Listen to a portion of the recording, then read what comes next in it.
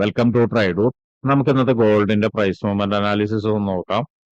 അതിനുവേണ്ടി ഇന്നലെ നടത്തിയ അനാലിസിസിന്റെ റിസൾട്ട് ഒന്ന് നോക്കാം. ഇന്നലെ പറഞ്ഞൊരു സിനാരിയോ ആയിരുന്നു ഇവിടെ നിന്ന് റെസിസ്റ്റൻസ് എടുത്തിട്ട് ഈ ലെവലിലേക്ക് സപ്പോർട്ട് എടുക്കും എന്നുള്ളത്. അതുപോലെ തന്നെ കൃത്യമായി ഇവിടുന്ന് റെസിസ്റ്റൻസ് എടുക്കുകയും പിന്നെ സപ്പോർട്ട് എടുക്കുകയും താഴെ വന്ന് സപ്പോർട്ട് എടുത്ത് വീണ്ടും ആ ഒരു ലെവലിലേക്ക് തന്നെ പോവുകയും ചെയ്തിട്ടുണ്ട്.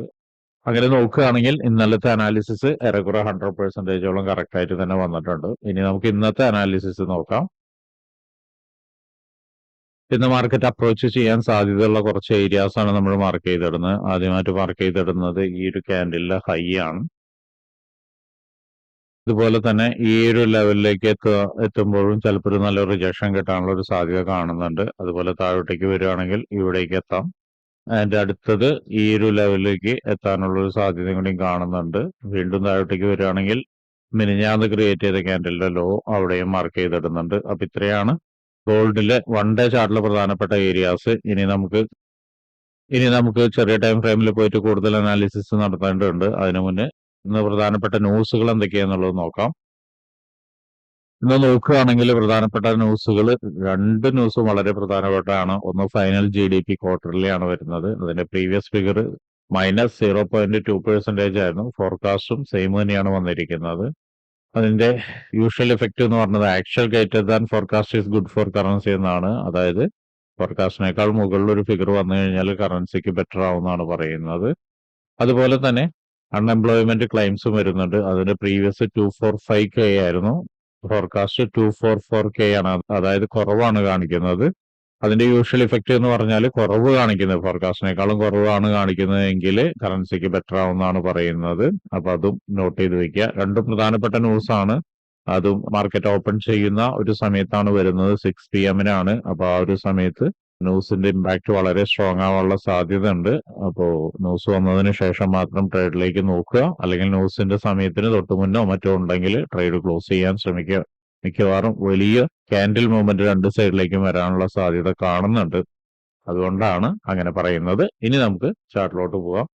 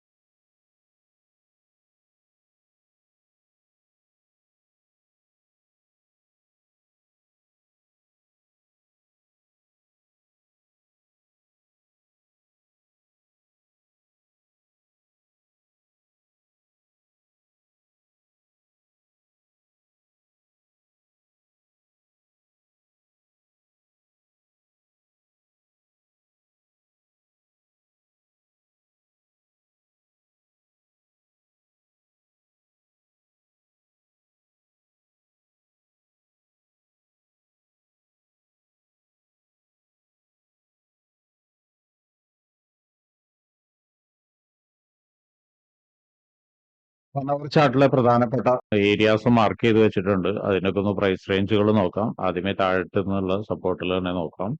3168.348 ആൻഡ് 3193.586 ആൻഡ് 3205.826 ആൻഡ് 3228.010 3247.517 3268.171 3294.945 ആൻഡ് 3308.714 ഇത്രയാണ് സപ്പോർട്ടിന്റെ ഉള്ളത്. ഇനി നമുക്ക് റെസിസ്റ്റൻസിന്റെ നോക്കാം.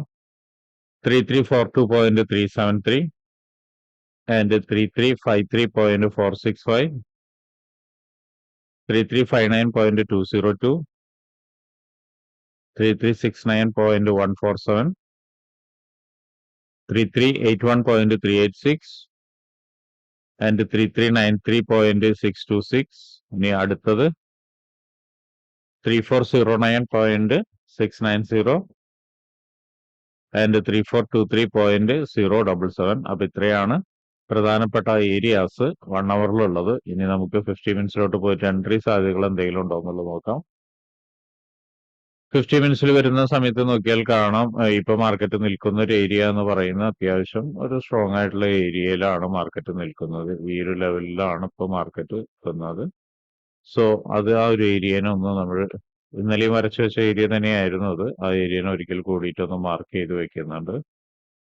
ഇവിടെ നിന്നൊരു കൺഫർമേഷൻ വരികയാണെങ്കിൽ മാർക്കറ്റ് എത്തിച്ചേരാൻ സാധ്യതയുള്ള ഒരു ലെവൽ എന്ന് പറയുന്നത് ഏറെക്കുറെ ഈ നമ്മൾ നേരത്തെ വരച്ച ഈ ലൈനാണ്. ആ ലൈനും കഴിഞ്ഞു കഴിഞ്ഞാൽ അടുത്തൊരു ലെവൽ എന്ന് പറയുന്നത് ഈ ഒരു ഏരിയയിലായിരിക്കാം കൂടുതലും എത്താനുള്ള സാധ്യത.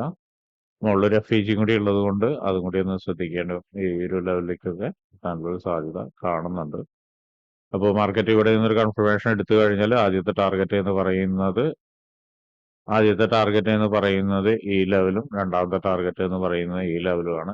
ചെറിയ ടൈം ഫ്രെയിമിൽ പോയിട്ട് കൺഫർമേഷൻ എടുത്തിട്ട് അത് ട്രേഡ് എടുക്കാൻ നോക്കുക. ഇനി താഴോട്ടേക്ക് വരികയാണെങ്കിൽ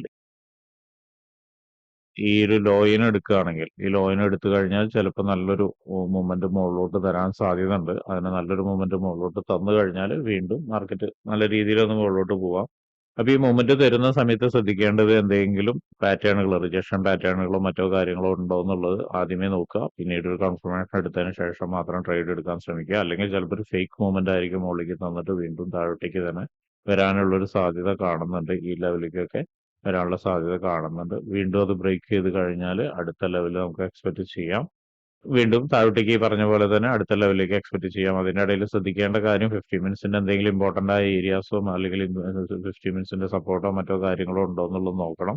അപ്പോൾ നമ്മളിപ്പോൾ വരച്ചു വെച്ചിരിക്കുന്ന 1 അവറിന്റെയാണ്. അപ്പോൾ 50 മിനിറ്റ്സിന്റെ ഒക്കെ ഇവിടെ വരുന്ന സമയത്ത് എന്തെങ്കിലുമൊക്കെ ഉണ്ടെങ്കിൽ മാർക്കറ്റ് അവിടെ നിന്ന് ഒരു പക്ഷേ അത്യാവശ്യം മോശമില്ലാത്ത രീതിയിൽ വീണ്ടും ഒരു റിയാക്ഷനോ അതൊക്കെ തരും. ഇവിടെയൊക്കെ നോക്കിയാൽ കാണാം 50 മിനിറ്റ്സിന്റെ ഒക്കെ ഏരിയാസ് ഉണ്ട്. അതുപോലെ ഇവിടെ നോക്കിയാണ് ഇവിടെയൊക്കെ ഹയർ ടൈം ഫ്രെയിമിന്റെ ഏരിയ ആണ്. അപ്പൊ ഇതൊക്കെ ബ്രേക്ക് ചെയ്ത് കഴിഞ്ഞാൽ ഒരുപക്ഷെ മാർക്കറ്റ് വീണ്ടും മുകളിലോട്ട് തന്നെ പോകാനൊരു സാധ്യത കാണുന്നുണ്ട്. പിന്നെ ഒരു സ്റ്റേബിൾ ആയുള്ള ഒരു റെസിസ്റ്റൻസിലേക്ക് വന്നതിന് ശേഷമായിരിക്കും വീണ്ടും താഴോട്ടേക്ക് വരിക, അല്ലെങ്കിൽ അതിനെയും ബ്രേക്ക് ചെയ്തായിരിക്കും മുകളിലോട്ട് പോവുക. സോ ഇതാണ് സെല്ലിന്റെ സാധ്യത എന്ന് പറയുന്നത്. ഈ പറയുന്ന ഓരോ ഏരിയാസിലും വരുമ്പോഴും മാർക്കറ്റ് എങ്ങനെ ബിഹേവ് ചെയ്യുന്നു എന്നുള്ളത് നോക്കിയതിന് ശേഷം മാത്രം എടുക്കുക. ഇനി മറ്റൊരു സാധ്യത എന്ന് പറയുന്നത് ഈ ലെവലിലേക്ക് കയറി കഴിഞ്ഞതിന് ശേഷം അടുത്തൊരു കൺഫർമേഷൻ നല്ലൊരു കൺഫർമേഷൻ തരികയാണെങ്കിലും ഇപ്പൊ ഈ നേരത്തെ പറഞ്ഞ ഇത് തന്നെ സംഭവിക്കാം. അല്ല ഇവിടെ വന്നിട്ട് കൺഫർമേഷൻ ഇല്ല, കുറച്ചു നേരം നിന്നതിന് ശേഷം നല്ലൊരു ബ്രേക്ക്ഔട്ട് തരികയാണെങ്കിൽ അടുത്ത ടാർഗറ്റ് ഇവിടെയാണ്. അതും ബ്രേക്ക് ചെയ്യുകയാണെങ്കിൽ അടുത്ത ടാർഗറ്റ് ഇവിടെയാണ്. ശ്രദ്ധിക്കേണ്ട കാര്യം ഈ ഏരിയാസിലൊക്കെ നമ്മുടെ കൺസോളേഷൻ നടന്ന ഒരു വലിയ ഏരിയയാണ്. അതുപോലെ തന്നെ അവിടേക്ക് മാർക്കറ്റ് അപ്രോച്ച് ചെയ്യുന്ന സമയത്ത് നോക്കിയാൽ കാണാം ഏത് സമയത്തും ഈ ലെവലിലേക്കൊക്കെ അപ്രോച്ച് ചെയ്യുന്ന സമയത്ത് നല്ല പുൾ ബാക്കുകൾ വരാനുള്ള സാധ്യത കാണുന്നുണ്ട്. സോ അതൊന്ന് ഓർമ്മയിലിരിക്കുന്നത് നന്നായിരിക്കും. നമ്മൾ ഒരിക്കലും സ്ട്രൈറ്റ് ആയിട്ട് മാർക്കറ്റ് മൂവ് ചെയ്യുന്നുള്ള പ്രതീക്ഷിക്കരുത്. ഇനി ഇതും ബ്രേക്ക് ചെയ്ത് കഴിഞ്ഞാൽ അടുത്ത ടാർഗറ്റ് ഇവിടെയാണ്. അതും ബ്രേക്ക് ചെയ്ത് കഴിഞ്ഞാൽ ഓൾ ടൈം ഹൈയിലേക്കാണ് മാർക്കറ്റ് പോകാനുള്ള ഏറ്റവും കൂടുതൽ സാധ്യത കാണുന്നത്. ഇത്രയും വലിയ മൂവ്മെന്റ് ഇന്ന് നടക്കുമോ എന്ന് പറയാൻ കഴിയില്ല. കാരണം നല്ലൊരു ഇമ്പോർട്ടന്റ് ആയ ന്യൂസ് വരുന്ന ദിവസമാണ്. ചിലപ്പോൾ നടക്കാനും സാധ്യതയുണ്ട്. അപ്പൊ അതുകൊണ്ടാണ് വലിയ ഏരിയാസ് മാർക്ക് ചെയ്ത് വെച്ചിരിക്കുന്നത്. ട്രേഡ് എടുക്കുന്ന എല്ലാവരും നേരത്തെ പറഞ്ഞ പോലെ തന്നെ നോക്കിയും കണ്ടും തന്നെ ട്രേഡ് എടുക്കുക. കൺഫർമേഷൻ ഇല്ലാതെ ഒരിക്കലും ട്രേഡ് എടുക്കരുത്. അപ്പൊ ഇങ്ങനെയുള്ള കാര്യങ്ങളൊക്കെ നിങ്ങൾക്ക് പഠിക്കാൻ താല്പര്യമുണ്ടെങ്കിൽ ട്രേഡ് റൂട്ടുമായിട്ട് ബന്ധപ്പെടാം. അത് ഫ്രീ ആയിട്ട് ട്രേഡിങ്ങിന്റെ കാര്യങ്ങളൊക്കെ നിങ്ങൾക്ക് പഠിക്കാവുന്നതാണ്. അതിനു വേണ്ടിയിട്ട് ഈ വീഡിയോയുടെ ഡിസ്ക്രിപ്ഷനിൽ ഒരു ഗൂഗിൾ ഫോം കൊടുത്തിട്ടുണ്ട്. ആ ഗൂഗിൾ ഫോം കൃത്യമായി വായിച്ച് അതിലുള്ള കണ്ടീഷൻസ് ഒക്കെ ഓക്കെ ആണെങ്കിൽ മാത്രം ഫിൽ ചെയ്യുക. അതോടൊപ്പം തന്നെ ഡിസ്ക്രിപ്ഷനിലുള്ള വാട്സപ്പ് ചാനലിൽ നിങ്ങൾക്ക് ജോയിൻ ചെയ്യാവുന്നതാണ്. അവിടെ ട്രേഡ് റൂട്ടിന്റെ അപ്ഡേറ്റ്സ് ലഭിക്കുന്നതാണ്. അപ്പൊ എല്ലാവർക്കും ഇന്നൊരു പ്രോഫിറ്റബിൾ ഡേ ആവട്ടെ എന്ന് ആശംസിക്കുന്നു.